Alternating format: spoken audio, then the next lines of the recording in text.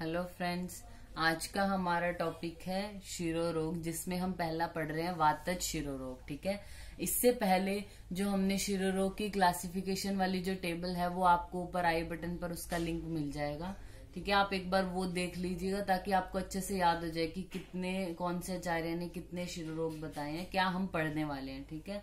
फिर भी मैं आपको एक हाईलाइटेड वो बता देती हूँ कि जो आचार्य सुश्रुत है उन्होंने 11 मान्य शिरोरोग, आचार्य चरक ने 5, आचार्य वाग्भट ने 10 मान्य हैं और इसके साथ साथ उन्होंने 9 कपालगत रोग बोले हैं। ठीक है। अब हम पढ़ रहे हैं वातज शिरोरोग। इसको पढ़ने से पहले शिरोरोग के जो सामान्य निदान है, मतलब शिरोरोग होने के जो नॉर्मल कारण है वो क्या क्या है। धूम का, आतप, तुषार, अम्बु, यानी इन सब का ज्यादा सेवन करने, अम्बु क्रीड़ा, पानी में ज्यादा खेलने की वजह से, स्वप्न और प्रजाग्रह, ज्यादा सोने की वजह से या ज्यादा जागने की वजह से, उत्स्वेद आदि, पुरोवात, वाष्प निग्रहात रोधने, हम वाष्प के वेग को रोक रहे हैं या ज्यादा ही रो रहे हैं, पूर्वीय हवा का ज्यादा सेवन की वजह से, मनोव्यथा की वजह से, अत्य अम्बु मद पानेन, ज्यादा अम्बु का पान या मद्य का पान करने की वजह से, कृमि भी वेग धारणे, कृमि रोगों की वजह से और वेग को रोकने की वजह से, उपधान जैसे तकिया जो लगाते हैं ज्यादा बड़ा लगा दिया, मृजा अभ्यंग द्वेषाद अध, साफ सफाई नहीं रखता, अभ्यंग आदि से जो द्वेष करता है, और अध प्रतितेक्षण, यानी लगातार आप नीचे की तरफ देखते रहे तो आपको शिरोरोग हो सकते हैं। असात्म्य गंध, असात्म्य गंध जो आपको अच्छी नहीं लगती, ऐसे गंध को सूंघने की वजह से, दुष्ट आम की वजह से, और भाष्य आदेश शिरोगता, ज्यादा बोलने की वजह से जो है वो जनयंती आम्यान रोगा दोषा, सॉरी शिरोगत जो है वो जो दोष होते हैं वो सिर में जाकर फिर क्या करते हैं, शिरोरोगों की उत्पत्ति करते हैं। ये सामान्य शिरोरोग के निदान है। ठीक है। फिर इसकी संप्राप्ति अगर आपसे पूछें तो निदानों के सेवन से, जितने भी अभी निदान बताए हैं उनके सेवन से वात आदि दोष प्रकोपित होते हैं और सिर प्रदेश में स्थित जो रक्त है उसको दूषित करके अनेक लक्षणों वाले शिरोरोगों की उत्पत्ति करते हैं। तो सबसे पहले हमारा आता है वातज शिरोरोग। वातज शिरोरोग में क्या बोला है, यस्य अनिमित्तम, ये अ बोला जाएगा। ठीक है। यस्य अनिमित्तम यानी जिसमें अनिमित्त यानी बिना किसी कारण के, सिरसो रुजश्च भवंती, सिर में रुजा होती है, तीव्रा निशीच अतिमात्रम, यह वेदना तीव्र यानी ज्यादा सीवियर हो जाती है, कब, निशी यानी रात्रि में, च अतिमात्रम, बंधोपतापेश्च भवेद विशेष, यानी बांधने से, उपताप या तपाया हुआ जो वस्त्र होता है जैसे गर्म किया हुआ उससे सेकने से, भवेद विशेष यानी उसमें जो है वो वेदना कम हो जाती है, पीड़ा का शमन हो जाता है। शिरो अभिताप से समीर्णेन, यानी वो शिरो अभिताप यानी वो शिरो रोग किसकी वजह से है, समीर्णेन यानी वात की वजह से। तो क्या बोला जा सकता है कि जिस शिरो रोग में बिना किसी कारण के सिर में वेदना होती है और यह वेदना रात्रि में अधिक तीव्र हो जाती है और सिर को बांधने या तपे हुए वस्त्र से सेक देने पर पीड़ा का शमन हो जाता है, उससे हम वातेज शिरोरोग बोलते हैं।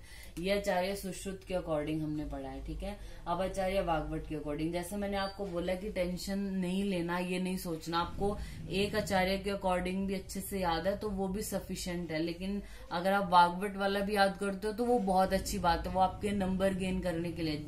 अगर आप अकेला सुश्रुत वाला भी बिल्कुल एग्जैक्ट लिखोगे ऐसे नहीं, आपको नंबर नहीं मिलेंगे। ठीक है।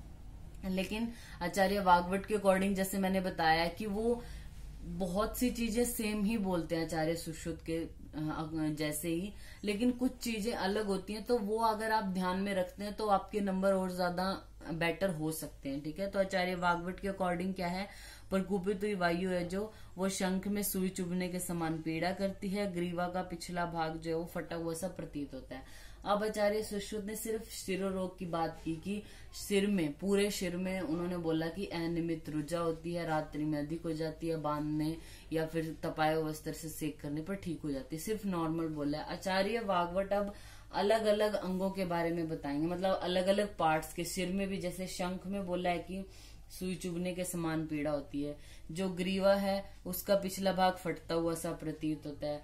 फिर भ्रुवों के बारे में बोला है कि भ्रुवों के मध्य भाग और ललाट में अत्यंत पीड़ा होती है और मतलब पतन होता हुआ सा प्रतीत होता है।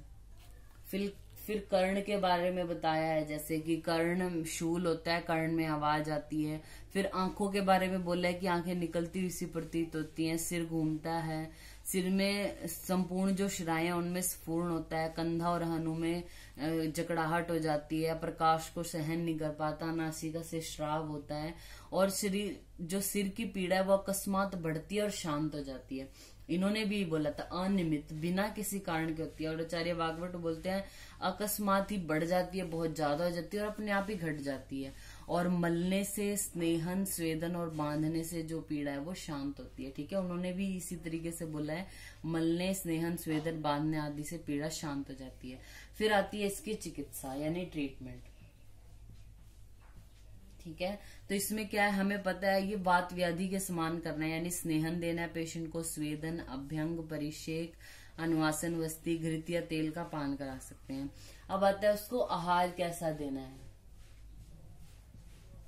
आहार में क्या होगा, रात्रि के समय मूंग, कुल्थी, उड़द में जो कटु उष्ण या घृत से संस्कृत करके देना है इनको। मंदोष्ण दुग्ध का पान करना है, और मनुष्य को दुग्ध के साथ तिल तेल मिलाकर या तिल कल्क मिश्रित करके पीना चाहिए। वरुण आदि से सिद्ध दूध में घृत या शर्करा मिलाकर पीना चाहिए।